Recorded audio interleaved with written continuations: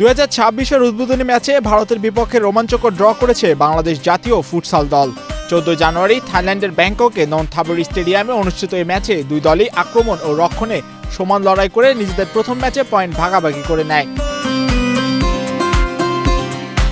এদিন ম্যাচের শুরু থেকে বাংলাদেশ প্রেসিং ও দ্রুত ট্রানজিশনের কৌশল গ্রহণ করে। এর ফল আসে ম্যাচের প্রথমার্ধেই। ম্যাচের মাত্র 9 মিনিটে মোহাম্মদ মঈন আহমেদের গোলে বাংলাদেশ প্রথম লিড নিয়ে নেয়।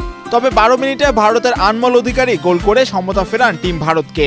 ম্যাচের 16 মিনিটে অধিনায়ক রাহবার খানের গোলে আবারও লিড নেয় বাংলাদেশ। প্রথমার্ধের শেষ দিকে ভারত সমতা ফেরালে হাফ টাইমে ম্যাচের স্কোর দাঁড়ায় 2-2 ব্যবধানে।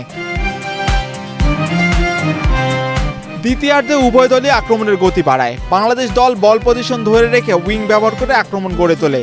অন্যদিকে দ্বিতীয়ার্ধে মোহাম্মদ মঈন আহমেদ ও রাহবার খান আরও একটি গোল করে বাংলাদেশের স্কোর লাইন বাড়ান। ওদের স্বপ্ন পূরণে পাশে থাকতে পেরে আমরা গর্বিত।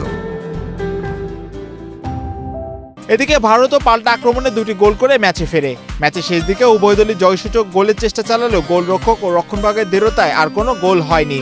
নির্ধারিত সময় শেষে ম্যাচটি 4-4 গোল ব্যবধানে ড্রতে শেষ হয়। আজকের খেলা আমাদের ফার্স্ট গেম ছিল স্যাফে against India, very strong side. I am very happy আমাদের খেলা।